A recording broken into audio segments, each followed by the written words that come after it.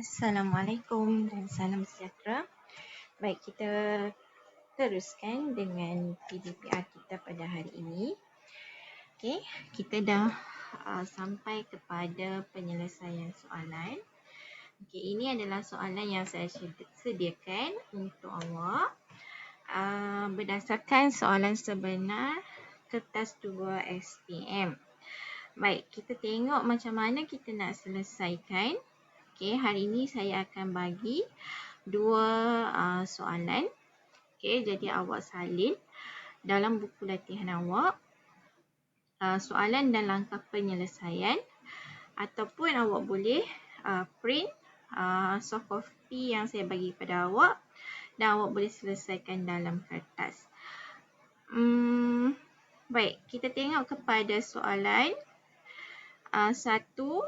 Okey, pada gambar rajah ni kita boleh tahu ini adalah graf jarak masa. Okey, graf jarak masa. Okey, saya balik. Okey, ini adalah graf jarak masa. Macam mana kita nak tahu dia graf jarak masa? Kita tengok kepada Y dia ni. Okey, Y ni menunjukkan graf jarak masa.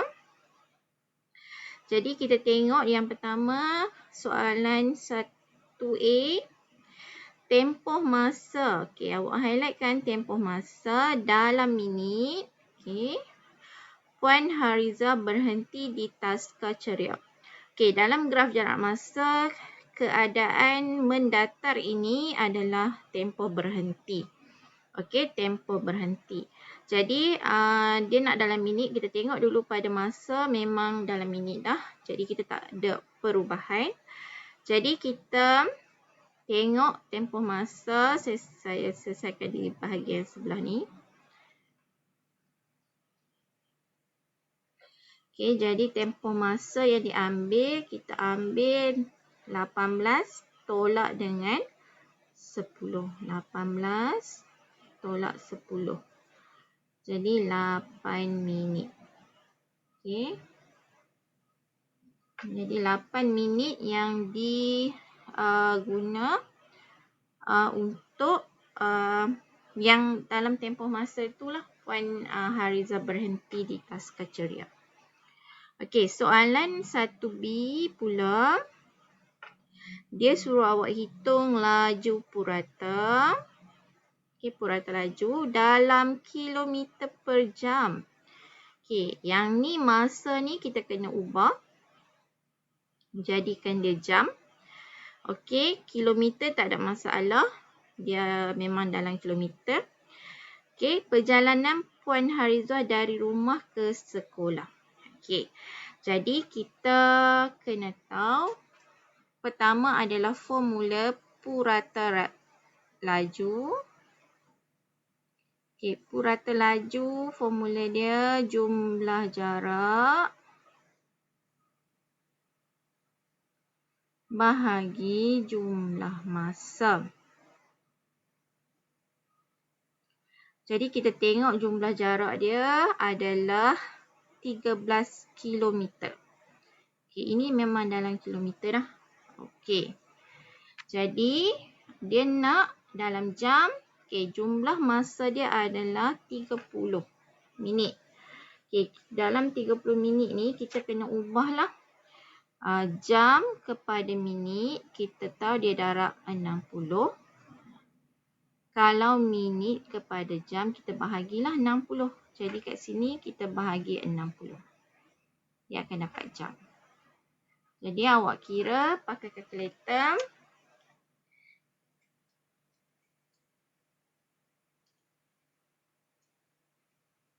Okey, awak akan dapat 26 km per jam. Okey, 26 km per jam. Okey, mudah saja kita nak jawab soalan berbentuk ni lah. Okey, kita tengok kepada soalan 2. Okey, soalan 2 masih lagi graf jarak masa. Okey, sebab Y dia adalah jarak.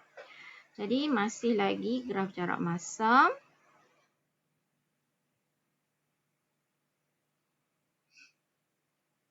Okey, Encik Fawaz menjadikan berbasikal aktiviti 7 minggu.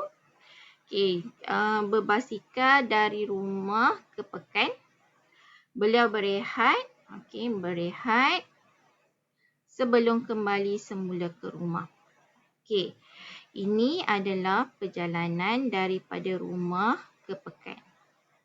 Lepas tu dia rehat. Yang ni daripada pekan ke rumah.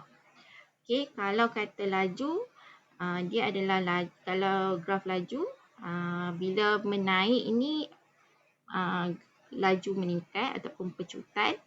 Mendatar ini laju seragam.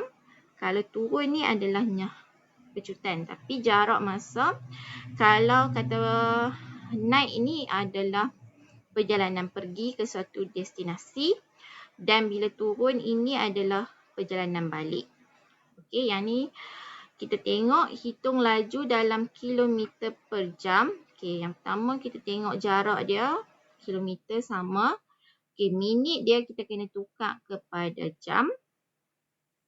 Okey, dari rumah ke pekan.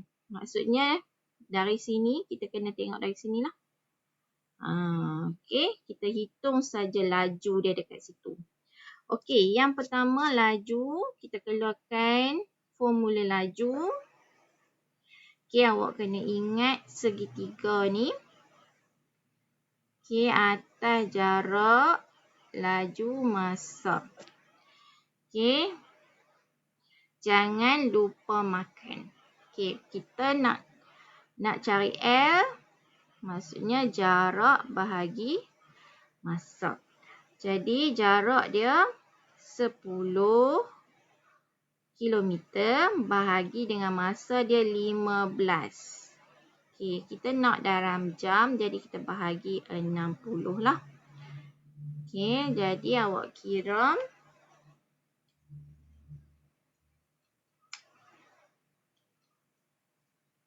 Okey, jadi awak akan dapat 40 kilometer per jam.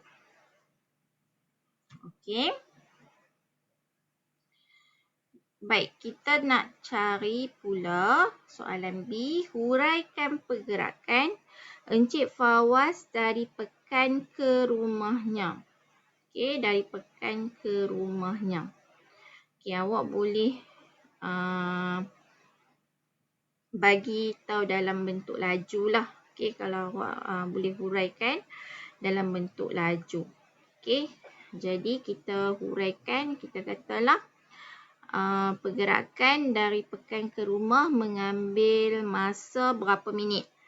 Okey, daripada rumah ke pergerakan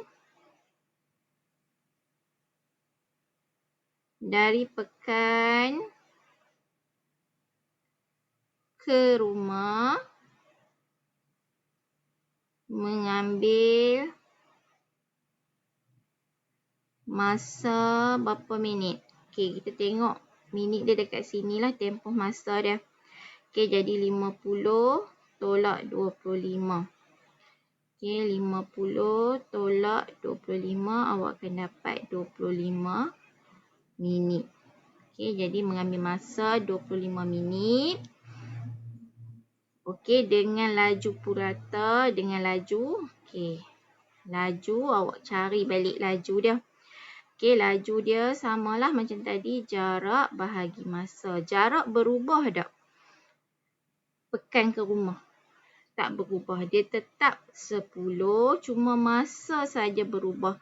Mungkinlah masa awak pergi pekan tu, awak nak cepat, bawa laju sikit. Okey, bila nak balik tu lambatlah sikit kan. Jadi 10. Okey, kita bahagikan dengan tempoh masa 25 sebab kita nak dalam kilometer dan jam per jam. Jadi kita bahagi 60 lah. Jadi kita kira